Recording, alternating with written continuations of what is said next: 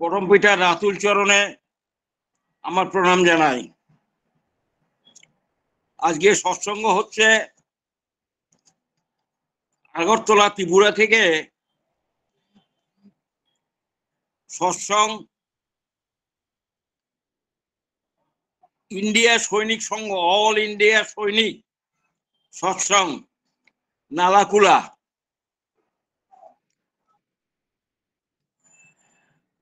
আমি প্রথমে আপনাদের জানাই একটা কথা। আমি যখন কলকাতায় আইএসসি পড়ি তখন ন্যাশনাল ক্যাডেট কর্পসে যোগ দিয়েছিলাম, যাকে বলে এনসিসি। সেখানে সিনিয়র অফিসার যারা, তারা একটা কথা বলেছিলেন, discipline is the ungrudging obedience towards your superior officer. সৈনিকদের আসল কথাই হচ্ছে ডিসিপ্লিন, এবং ডিসিপ্লিন কথার মানে উনি বললেন discipline is the ungrudging obedience towards the superior officer. Superior officer যারা আছেন, কর্তা ব্যক্তি যারা আছেন, তাদের যা নির্দেশ সেটা অবনত মস্তকে পালন করাই হলো ডিসিপ্লিন। তেমনি গুরুর আদেশ, গুরুর মন্ত্র, গুরুর নির্দেশ, গুরু যা বলেন সত্যিকারের তা পালন করেই হচ্ছে মনুষ্য জীবনের ধর্ম এবং মনুষ্য জীবনের উন্নতির সমস্ত রকম কারণ। ঠাকুর বলেন to follow is to know is to follow and two fulfil. জানতে হলেই তোমাকে ফলো করতে হবে এবং ফলো করলেই তুমি ফুলফিল হবে। কাকে ফলো করব? 1962 সালে কি 63 সালে পয়লা বৈশাখে দেওঘরে বিরাট উৎসব হয়। হ্যালো, শুনতে পাচ্ছেন? হ্যালো, হ্যাঁ দাদা, শোনা যাচ্ছে ভালো করে। 62 সালে বিরাট উৎসব হয়, লক্ষাধিক লোক। শ্রী শ্রী ঠাকুর পার্লারে বসে আছেন, শৈলেন্দা গান ধরলেন, শৈলেন্দ্রনাথ ভট্টাচার্য, ভালো গায়ক, পুরানো ঋত্বিক এবং নৃত্যশিল্পী। তিনি গান ধরলেন, প্রভু তোমার চরণ শরণ করিয়া ধন্য হইল ধরণী। প্রভু তোমার চরণ শরণ করিয়া ধন্য হইল ধরণী। হে বরেণ্য, হে শরণ্য, হে প্রণম্য। সুরেন্দ্রার গানের সুর এত সুন্দরভাবে প্লাবিত হয়ে গেল চতুর্দিকে ঠাকুর বাংলাতে। হে প্রভু মানে ঠাকুরকে বলছেন, হে প্রভু, হে দয়াল, হে বিশ্বপিতা, তোমার আবির্ভাবে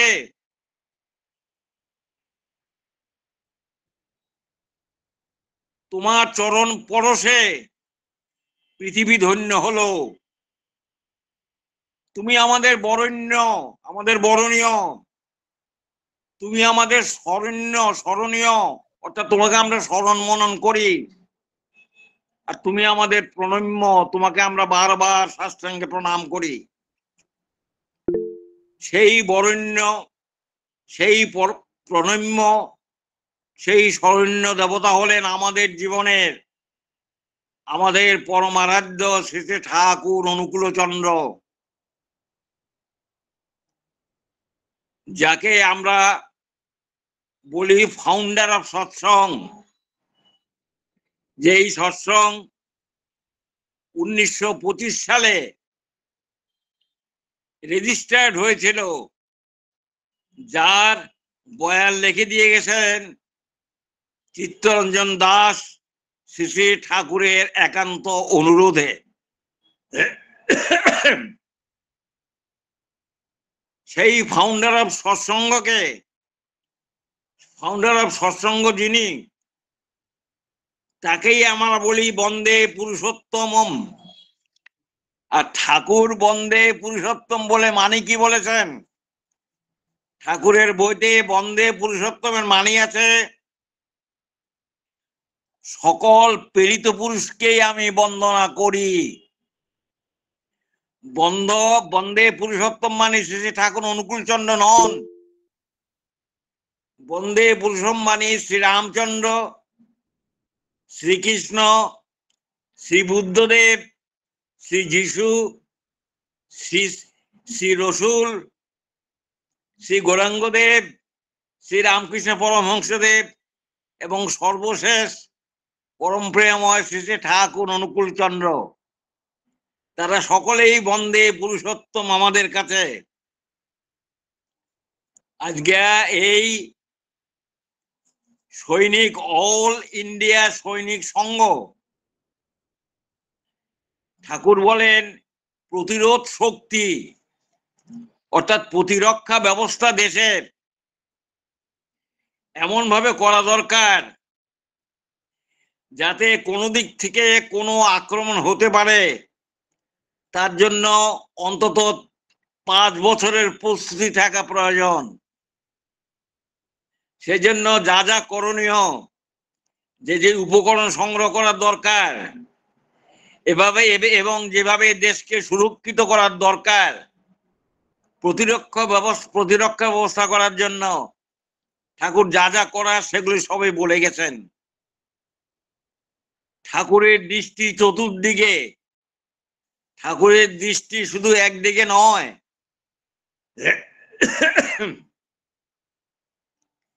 শ্রী শ্রী ঠাকুর 1950 সালে আমাদের একজন গুরু ভ্রাতা, খুবই ইষ্টপ্রাণ লোক, তার নাম হচ্ছে বালকৃষ্ণ কাপুর। তিনি দীক্ষা নিয়ে 1950 সালে দেওঘরে যান এবং ঠাকুরকে অনুরোধ করেন, ঠাকুর, আমার জীবন তো নতুন ভাবে শুরু হয়েছে, আপনার দীক্ষা আমি নিলাম, আপনি আমাকে বলেন আমি আমার নতুন জন্ম কেমন করে শুরু করব। ঠাকুর সেদিনের উত্তরে বালকৃষ্ণ কাপুরদাকে বলেছিলেন, follow the footsteps of Shrikrishna, follow the footsteps. অর্থাৎ শ্রীকৃষ্ণের পদাঙ্ক অনুসরণ করো, move in the way of Chanakya, এবং চাণক্যের মতো তুমি মুভ করো, ঘুরে বেড়াও।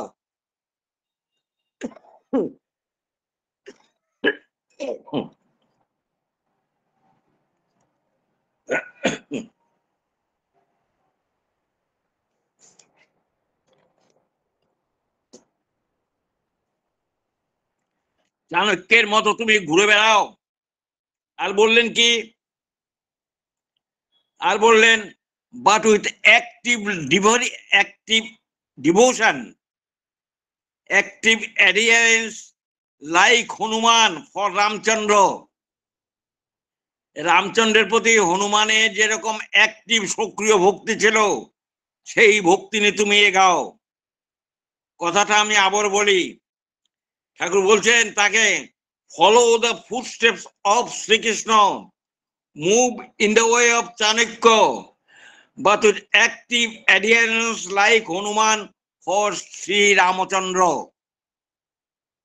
আমাদের সৎসঙ্গীদের কর্তব্য হচ্ছে roll on like a flood over the sorrows, sufferings and calamities of the world, তুমি ঠাকুরের বাণী নিয়ে, ঠাকুরের আদেশ নিয়ে, ঠাকুরের মূর্ত নির্দেশ নিয়ে তাকে অন্তরে রেখে তাকে ধ্যান করে তার মহা মৃত্যুঞ্জয় বাণী, তার মহা অমৃত বাণী, তার ধ্রুব সত্য উন্নতির অগ্রগতির পথনির্দেশ, যা পরম দয়াল আমাদের দয়া করে দিয়ে গেছেন সকলকে, সেই শক্তি নিয়ে তুমি অগ্রসর হও। চিত্তরঞ্জন দাস 1924 সালে ঠাকুরের সাথে দেখা করে বলেছিলেন, ঠাকুর আমি দেশটাকে কোন রকম হুজুগে মাতিয়ে রেখেছি। ঠাকুর তাকে বললেন, হুজিয়ে মাতিয়ে রাখলে চলবে না, শক্তি দরকার, শক্তি দরকার। চিত্তরঞ্জন দাস তখন করজোড়ে বললেন, আমি শক্তি কোথায় পাবো, কে আমাকে শক্তি দিবে? ঠাকুর বললেন, এই মুহূর্তে হতে পারে। ঠাকুর তাহলে আপনি আমাকে শক্তি দেন। চিত্তরঞ্জন দাস বললেন, তখন শেষে ঠাকুর তাকে দীক্ষার ব্যবস্থা করে দিলেন মাতা মনমোহিনীর কর্তৃক। যেই মুহূর্তে আপনি দীক্ষা নেবেন সেই মুহূর্তে আপনার মধ্যে শক্তি আসবে। শ্রী ঠাকুর নিজে বলেছিলেন, সিআর দাসকে আমি পেয়েছিলাম, একটা মুখ পেয়েছিলাম, কিন্তু দুঃখের বিষয় সিআর দাসকে আমরা রাখতে পারিনি।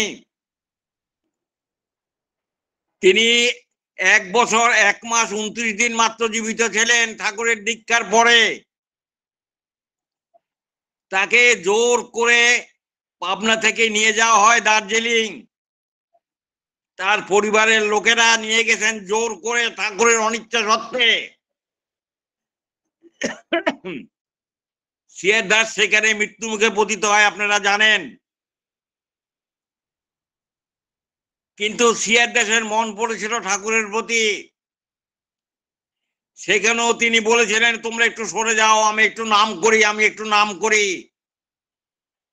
ঠাকুরের নির্দেশে যদি তিনি পাবনা থেকে যেতেন, আমার বিশ্বাস সিআর দাসের এরকম অপমৃত্যু হতো না, বা তিনি ওই রোগে শোকে ভুগে মারা যেতেন না।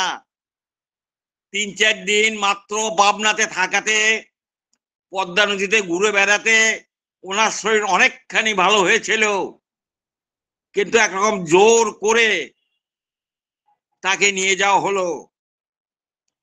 তাই বলে মন্ত্রমূলং গুরুবাক্যং ধ্যানমূলং গুরুমূর্তিং। তেমনি আমাদের দেশের যারা সৈনিক দল, যারা চিফ কমান্ডার যারা আছেন, বা সর্বোপরি কর্তা যিনি আছেন, তাদের নির্দেশ মতো চললে দেশের উন্নতি অবশ্য। তবে এইটা ঠিক, ঠাকুর একদিন বিহারের এক বড় উকিল এসেছিলেন, তাকে বললেন কংগ্রেস কথাটার মানিটা কি? তিনি বললেন কংগ্রেস কথার মানি হচ্ছে সম্মিলন। ঠাকুর বললেন, সম্মিলনের পিছনে যদি একজন কেন্দ্রকিলক না থাকে, সম্মিলনটা একটা হাওয়ার লাড্ডু হয়। তেমনি দেশের মধ্যে যদি একজন দ্রষ্টা না থাকে, অর্থাৎ নেতাদের পিছনে যদি কোনো দ্রষ্টা না থাকে, নেতাদের পিছনে যদি কোনো ইষ্ট না থাকে, তাহলে অনেক ব্লান্ডার করা হয়। অ্যাজ ফর এক্সাম্পল, আমি আপনাদের 2-1টা এক্সাম্পল দিচ্ছি। কিরকম? লাল বাহাদুর শাস্ত্রীর কথাই বলি। 1966 সালে তিনি তাজখণ্ড গিয়েছিলেন। 1957 খ্রিস্টাব্দে তিনি শ্রী ঠাকুরের কাছে এসেছিলেন, এবং ঠাকুরের নির্দেশে তিনি যশোদী প্ল্যাটফর্মটা লম্বা করে দিয়েছিলেন, এবং ঠাকুরের দয়াতে তিনি ঠাকুরকে একটি শ্রী শ্রী ঠাকুর তাকে একটি লাঠি দিয়েছিলেন। লাল বাহাদুর শাস্ত্রী যখন 1966 সালে তাজখণ্ডে গেলেন, ঠাকুর তাকে বলেছিলেন লাঠিটা সব সময় কাছে রাখবেন। ঠাকুর আমাদের কাছে পার্লারে বসে খোঁজ নিচ্ছেন, লাল বাহাদুর শাস্ত্রী তাজখণ্ডে গেলেও দেখিস তো আমার লাঠিটা নিয়েছে কিনা। যখন লাঠিটা তাকে দেওয়া হয় সোনার ব্যান্ডে বাঁধানো, 1957 সালে আমি তার পাশে এক হাত দূরে বসেছিলাম। ঠাকুর তাকে লাঠি দিয়ে বলেছিলেন এই লাঠি আপনার কাছে সব সময় রাখবেন, এই লাঠি আপনার সাথে কথা বলবেন, আপনাকে পথ দেখাবেন, এই লাঠি আমাকে স্মরণ করিয়ে দিবে আপনাকে। এই কথা ঠাকুর সকলকেই বলেন। সাধারণত লাঠি দেওয়া মানি হচ্ছে তুমি আমার স্মরণে থাকলা, তুমি আমাকে মনন করলা, তুমি আমাকে চিন্তা করলা, আমার লাঠি আমার ভার তুমি বহন করে নিচ্ছ, এই লাঠি তোমার সাথে কথা বলবে। কিন্তু দুঃখের বিষয় সে আদেশ অবমাননা হয়ে গেছিলেন। ঠাকুর বলেছিলেন লাল বাহাদুর শাস্ত্রীর মতো এত বীর, এত সুন্দর ক্ষত্রিয়, এত সাদা সিধা মানুষ ভারতবর্ষে আর কোন প্রধানমন্ত্রী হননি। ঠাকুর হাউ হাউ করে কেঁদেছিলেন সেদিন লাল বাহাদুর শাস্ত্রীর জন্য, যেদিন দিল্লিতে তার মরদেহ নিয়ে আসে। পার্লারে রেডিও চালিয়ে দেওয়া হয়েছিল, সে রেডিওতে সংবাদ বিতরণ হচ্ছিল, আমি নিজে সকনে শুনেছি এবং ঠাকুরের মুখপানে দেখেছি, ঠাকুরের চোখের দিকে দেখেছি। 3-4খানা সাদা সাদা আদির রুমাল, তার চোখ দিয়ে জল পড়ে লাল বাহাদুর শোকে তিনি মূর্ছিত হয়ে পড়েছিলেন। কিন্তু দুঃখের বিষয় দাদা, আমরা যারা কতগুলি মানুষ ছিলাম সেদিন ওইখানে ঠাকুরের কাছে, আমি তো তখন অনেক ছোট ছিলাম, বয়স আমার তখন 25-26 কি 27 হবে, 1957 সালের কথা বলছি। কিন্তু আরো যারা ছিল আমরা তাকে কেউ কনভিন্স করলাম না, আমরা তাকে কেউ সত্যিকারের ইষ্টকে গ্রহণ করার প্রয়োজনীয়তা সম্বন্ধে এবং নামে যে শক্তি পাওয়া যায়, আপনারও যেন একজন গুরু দরকার, আপনারও যে একটা আদর্শ দরকার, আপনারও যে একটা জীবন্ত সদ্গুরু দরকার, সে কথা কেশদা বলেন বা অন্যান্য যারা উপস্থিত ছিলেন তারা কেউই সেদিন আমরা ঠিক মতো তাকে বলে কনভিন্স করতে পারিনি। এটা আমাদের দুর্ভাগ্য, আমাদের দোষ। ঠাকুর তো বলে যান, কিন্তু তার প্রতি বিশ্বাস রেখে, তার প্রতি ভালোবাসা রেখে, তার স্বার্থে স্বার্থবান হয়ে, তার পরিপোষণায় পরিপূর্ণায় পরিরক্ষণায় তার নির্দেশগুলোকে যথাযথভাবে পয়েন্ট আউট করে সেই মানুষের ভিতরে রেডিয়েশন করে, রেডিয়েটের মতো, অর্থাৎ তাকে যাজন করে কনভিন্স করে দীক্ষা দেওয়ার মতো কৌশলী বুদ্ধি আমাদের কোথায়? যদি সেটা থাকতো আমরা তাকে দীক্ষা দিতাম। আমার ক্ষুদ্র বুদ্ধি আপনাদের কি বলবো, অমিত শাহ আসছিলেন, ভাগবত মোহন সিং এসছিলেন, সেই দিনও দেওঘরে এসছিলেন, জাঁকজমকপূর্ণ ভাবে এইটা সেটা দেখালাম। That is not all the thing. মানুষের জানবেন একটা প্রয়োজন আছেই, সমস্ত মানুষের ঈশ্বরকে খোঁজে, ভগবানকে খুঁজে, কেন আদর্শকে খুঁজে, শক্তিকে খুঁজে, জীবনের সার্থকতা খুঁজে। সেই অন্বেষণ, সেই সন্ধান আপনি আমি কতখানি দিয়েছি। যাজন কথার মানে হলো to kidnap the soul of a person for the purpose of my lord. প্রভুকে প্রতিষ্ঠা করাই হচ্ছে যাজন। আমরা সেটা পারিনি। মহাত্মা গান্ধীজি 1925 সালে গিয়েছিলেন পাবনাতে মান্যবর চিত্তরঞ্জন দাসের অনুরোধে, কিন্তু সেখানে গিয়ে তিনি ঠাকুরের সাথে বিশেষ কথা বলতে পারেননি।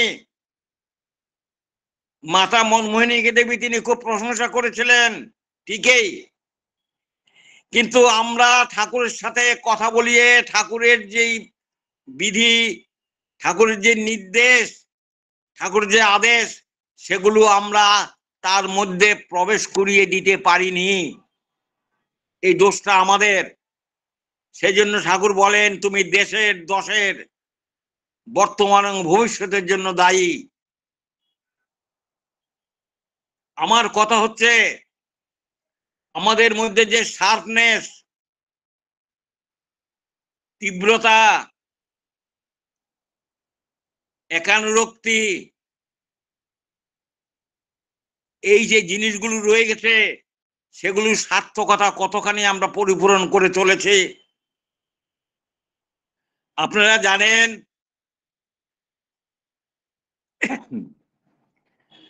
মোহন ভাগবত এর যিনি ছিলেন, আগে ছিলেন, তিনি হচ্ছেন আরএসএস এর প্রধান।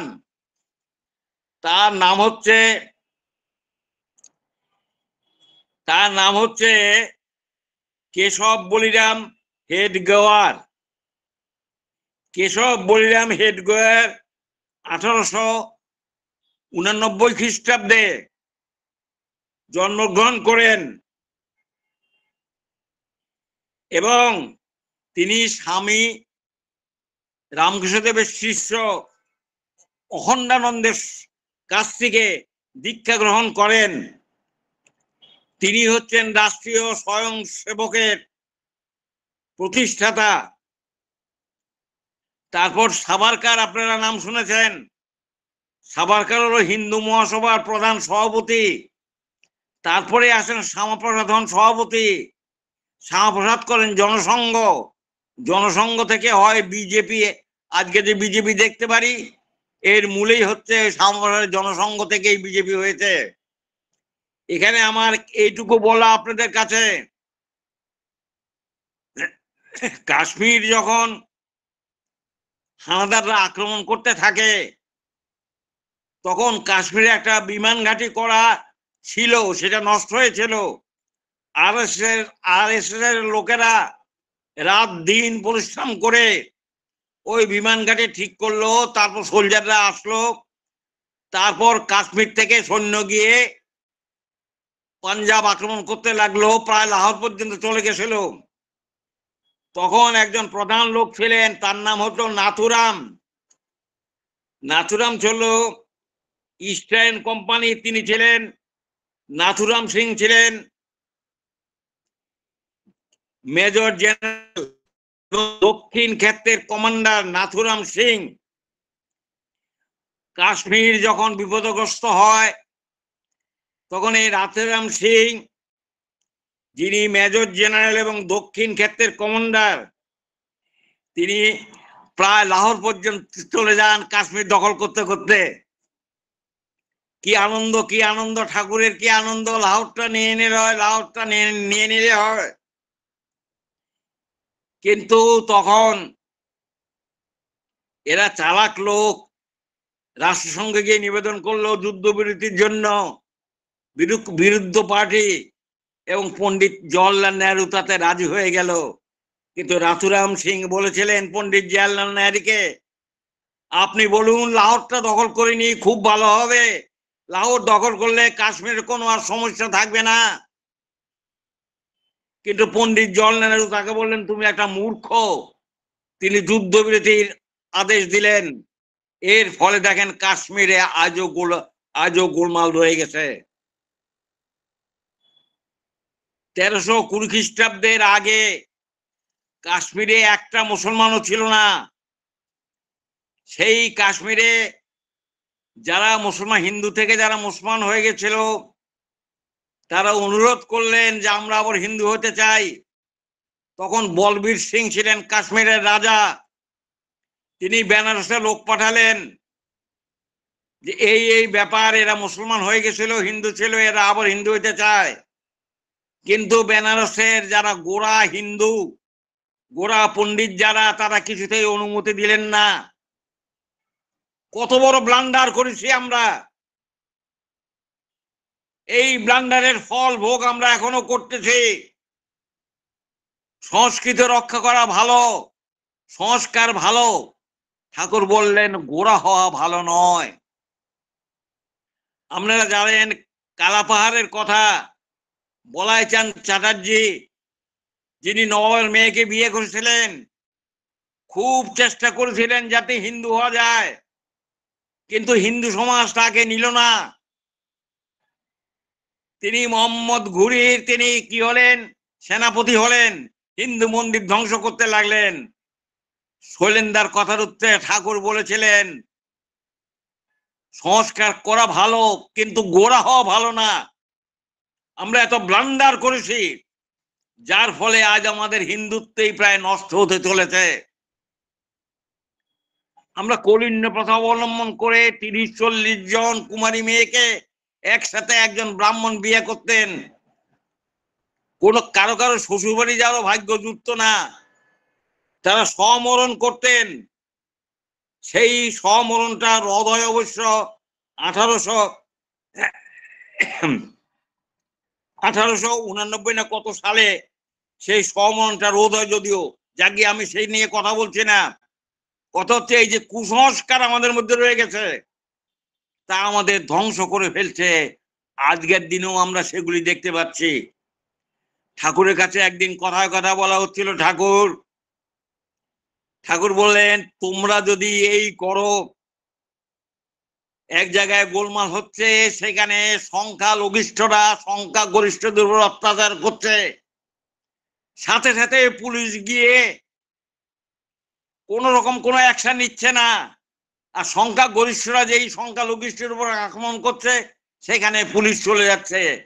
ঠাকুর বললেন এই করলে তোমরা থাকবে না। ঠাকুর বললেন আমাদের সর্বপ্রথম দুর্বলতার বিরুদ্ধে যুদ্ধ করতে হবে। আমরা দুর্বল হয়ে পড়েছি, আমরা সবল নয়, আমরা তেজিয়ান নয়, আমরা অন্ধ সংস্কারে বিশ্বাসী হয়ে গিয়েছি। ভারত কেমন করে জাগতে পারে? ঠাকুর বললেন যদি সম্প্রদায় শক্তি, সমাজ শক্তি, রাষ্ট্র শক্তিকেই শক্তিশালী করে তুলতে চাও, তবে এখনই চাই প্রথমেই পূর্ব পূজ্য বর্তমান মহাপুরুষ আদর্শ তাকে গ্রহণ করতে হবে। তার স্বার্থে স্বার্থবান হয়ে, তার পরিরক্ষণায়, পরিপূরণায়, পরিপালনায় নিজকে নিয়োজিত করতে হবে। স্বাধীন, পাবি শান্তি, নতুবা ছিন্ন ভিন্নতার হাত থেকে কিছুতেই এড়াতে পারবে না। পরম দয়াল আমার, পরম ঠাকুর আমার, পরম দূরদৃষ্ট সম্পন্ন মহা তাপস আমার, তিনি বলে গেছেন তোমরা ঋষিকে অবমাননা করেছ, পুস্তক নিয়ে কসকসানি করেছ, আসল আইডিয়ালকে তোমরা বাদ দিয়েছ। বর্তমানেও আমরা দেখতে পাচ্ছি শ্রী ঠাকুর অনুকূল চন্দ্রের নির্দেশ একমাত্রই আমার শরণ্য, একমাত্রই আমার বরেণ্য, একমাত্রই আমার প্রণম্য। সে জায়গায় কারো কোনো স্থান নাই। ঠাকুরের পরিবার এবং আমরা যারা আছি সকলেরই আমাদের বরেণ্য হচ্ছেন শ্রী ঠাকুর অনুকূল চন্দ্র। সেই জায়গায় নো কম্প্রোমাইজ। সেই তাকে মাথায় করে নিয়ে চললে আপনার ভিতর থেকে ঠাকুরের বাণী, ঠাকুরের কথা এমন ভাবে নির্গত হবে, সেখানে দেখবেন মানুষ স্তব্ধ হয়ে যাবে, শুনতে বাধ্য হবে। তার কারণ আপনার কথার মধ্যে ঠাকুরের রেডিয়েশন আছে, ঠাকুরের ভাব আছে। সেই ইনটিউন ভাব নিয়ে যখন আমরা মানুষের কাছে যাজন করি, যখন আমরা বক্তৃতা দেই তখন মাঝে মাঝে এমন এমন কথা বলে ফেলি, যেমন আমার যতীনদা খড়গপুরে বক্তৃতা দিয়েছিলেন আইআইটিতে, খড়গপুরে আইআইটি আছে, সেখানে বক্তৃতা দিয়েছিলেন, এমন বক্তৃতা দিয়েছিলেন আমার শোনার সৌভাগ্য হয়েছিল। আমার মনে হয় যতীনদা সেটা বলছেন না, যেন ঠাকুর, শেষে ঠাকুর নিজে বলছেন। সুতরাং দাদারা এবং মায়েরা, আপনারা যে আমার কথা শুনছেন, যারা আপনারা ঠাকুরের কথা অনবরত মানুষের কাছে বলে চলেছেন, কি সৈনিক কি সাধারণ মানুষকে যেই হোক না কেন, আপনাদের আমাদের মাথার ভিতরে, আমাদের রক্তের প্রতি শিরায় শিরায়, প্রতি অ্যাটম পরমাণুতে যদি সেই পরম পিতার ধারা, পরম পিতার সুধা, পরম পিতার অমৃত, পরম পিতার পরশ, পরম পিতার বাক্য প্রবাহিত যদি প্রবাহিত হলে তখন আমাদের যে মুখ দিয়ে কথা বেরোবে সেটা অপূর্ব অমৃত হবে। আজকে আপনারা এখানে সেই ত্রিপুরা আগরতলা থেকে, আমি ডাক্তার রায়মোহন চন্দ্রদাকে চিনি, তাকে আমি অনেকবার আমার বাড়িতে দেখেছি। এত সুন্দর ব্যবহার, এত সুন্দর কথা ওনার, হয়তো অনেকেই আছেন আপনাদের। আমি রায়মোহনদাকে বলছি এই জন্য, যেহেতু ওনার সাথে আমার ব্যক্তিগতভাবে আলাপ আছে, ছেলেকে নিয়ে গিয়েছিলেন, তার অনেক আগে থেকে আমি তাকে জানি। ত্রিপুরার নলিনী দেখো আমি চিনি, আমার সাথে একসাথে পড়াশোনা করেছিলেন সিটি কলেজে। আরো অনেক অনেক বীর রয়ে গেছেন, অনেক অনেক ভক্ত রয়ে গেছেন। কিন্তু আমরা সত্যিকারের অর্জুনের মতো কজন হয়েছি, হনুমানের মতো কজন হয়েছি, স্বামী বিবেকানন্দের মতো কজন হয়েছে, বিজয় সিংহের মতো কজন হয়েছে? ঠাকুর বললেন, যে জায়গায় ঠাকুর বললেন আমি তোমার পিছনে আছি, আমার 40 জন লোক দরকার, আমি সারা ভারতবর্ষের মধ্যে পাঠাবো, তারা MA এবং MS হইলে preferable, celibate type is the best, Thakur বলে গেছেন। আমি 2 জন চীনে, 2 জন রাশিয়াতে, 2 জন আমেরিকাতে, 2 জন ব্রিটিশে, বিভিন্ন জায়গায় পাঠিয়ে আমি মানুষের বাঁচাবার আর কথা তারা বলবে, আমার নির্দেশ তারা বলবে। দুনিয়ার মানুষ সমস্ত পাগল হয়ে আছে পরম পিতার এই তৃষিত অবদানের জন্য। ভারতবর্ষের প্রধানমন্ত্রী কয়েকটি জায়গায় মাত্র গিয়েছিলেন, কিন্তু তারা তাকে যেভাবে সম্মান আদর যত্ন করেছেন সে তো আমরা পেপারে দেখতে পাচ্ছি। কিন্তু যদি ইষ্টকে নিয়ে কেউ যায়, তার সাথে যদি আরো ইষ্ট থাকতেন আমাদের প্রধানমন্ত্রীর সাথে, দুর্ভাগ্য আমরা এখনো প্রধানমন্ত্রীকে ঠাকুরের ভাবধারা সঞ্জীবিত করে তুলতে পারিনি। যদিও তিনি ঠাকুরের কথা মাঝে মাঝে বলেন, আমরা পেপারে দেখতে পাচ্ছি, তথাপিও আসল যেই জিনিস, যার দ্বারা উনি শক্তি পেতে পারেন, যার জন্য তিনি ব্রহ্মস্ত্র পেতে পারেন, যার জন্য তিনি ব্রহ্মত্বের অধিকারী হতে পারেন, যার মাধ্যমে তিনি পরম শক্তির অধিকারী হতে পারেন, যার নাম করলে ঠাকুরের সাথে তার যোগাযোগ হলে ওই শক্তি প্রবাহিত তার মধ্যে হতে পারে, আমরা সেই শক্তির জাগরণ তার মধ্যে করে তুলতে পারিনি। আমাদের এই দুর্ভাগ্য, আমাদের এই দোষ। কোথায় কোন প্রান্তে পাবনাতে, কোথায় কোন প্রান্তে মরুভূমির এক দেশে বাধ্য হয়ে ঠাকুরকে আসতে হয়েছিল। সেই দেওঘরে কেন এসেছিলেন? এসেছিলেন লোক সংগ্রহের জন্য, এসেছিলেন তার কাজ করার জন্য। চলে গেলেন দুমকাতে বাধ্য হয়ে বাৎসল্য স্নেহের জন্য। বড় ছেলেকে ধরে নিয়ে গিয়েছিল পুলিশ, সেখানে রাখা হয়েছিল তাকে। ঠাকুর চলে গেছিলেন, ঠাকুর কারো ভয়ে যাননি। সেখান থেকে তিনি বিপ্লব আরম্ভ করলেন, চাও স্পেশাল ট্রেন নিয়ে আসো। 1952-53-তে 11খানা 12খানা স্পেশাল ট্রেন আসলো। আমি কি ডরাই কভু লম্পট রাঘবে, ঠাকুর এই কথাটি প্রায় বলতেন। বিরুদ্ধ যতই আসুক না কেন, পরম পিতার শক্তি ততই গর্জে উঠে। নিমাই চাঁদ, তার বয়স যখন মাত্র 24 বছর, নদিয়াতে সমস্ত লোকেরা নিমাইয়ের বিরুদ্ধে অনেক লোক গেল, গিয়ে কাজীর কাছে নালিশ করলো যে কীর্তন বন্ধ করো, কীর্তন বন্ধ করো। নিমাই তখন লাখো লাখো লোক নিয়ে, লাখো লাখো করতাল নিয়ে, হাজার হাজার মৃদঙ্গ বাদ্য নিয়ে কীর্তন করতে করতে সদর রাস্তায় বেরিয়ে কাজীর বাড়ি যখন গেলেন, কাজী তখন পলায়ন করলেন। কাজী এসে পায়ে পড়লেন এবং কাজী হরিনাম নিলেন। এই যে প্লাবন, যে প্লাবন ঠাকুর আমাদের মধ্যে প্লাবিত করে দিতে চেয়েছিলেন, যার জন্য আমরা বলি তাকে he is the greatest revolutionist of the world.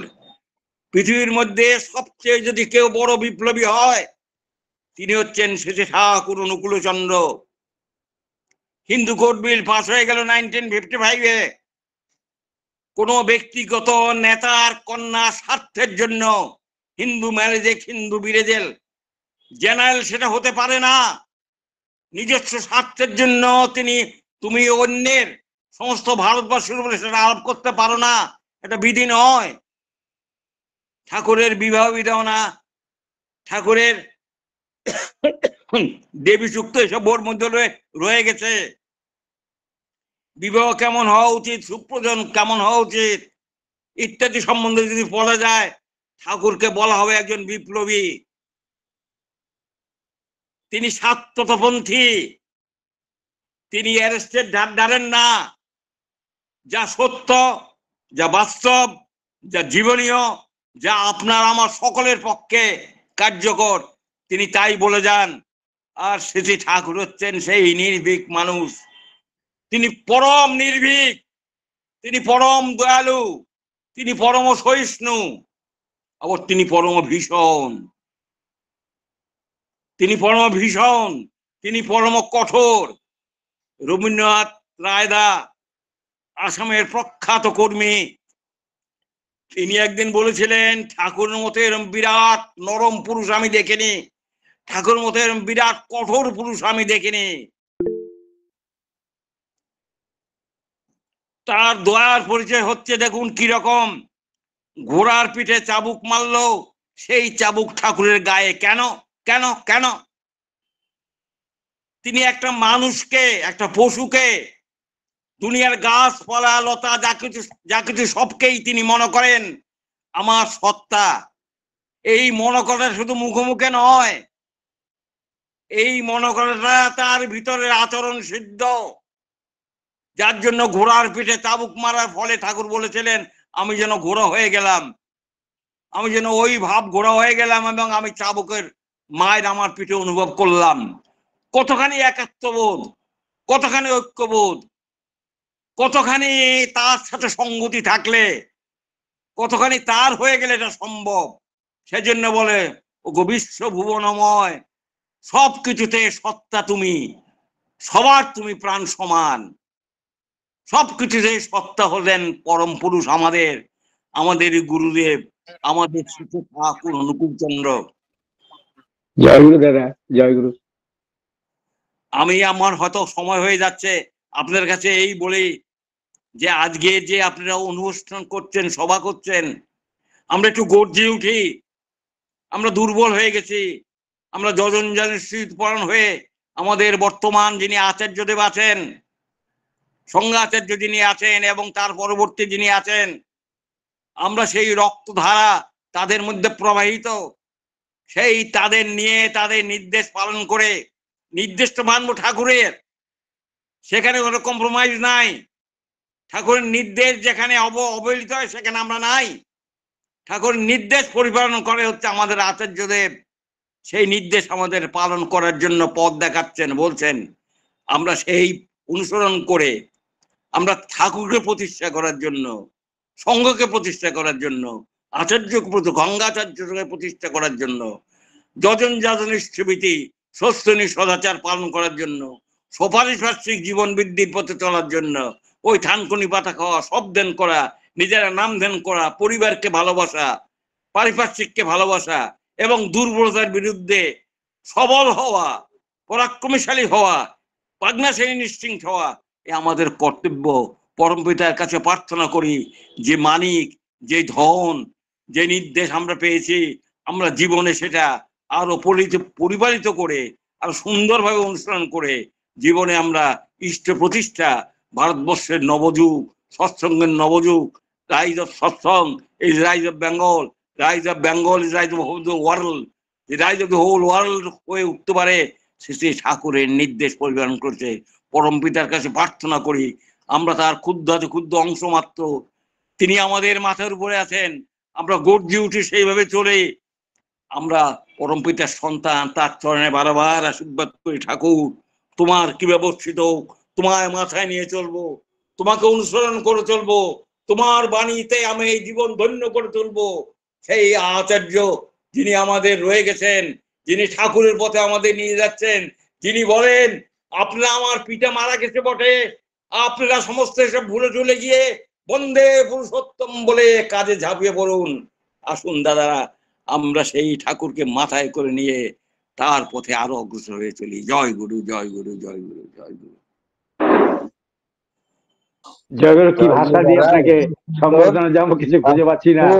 আপনি যা দিলেন, এত সুন্দর আলোচনা করলেন, শুধু নয় তিনি আমাদেরকে ঠাকুরের সেই, তিনি বলেছেন বিশ্বাস, নির্ভরতা, আত্মত্যাগ তিনটা বীরত্বের লক্ষণ।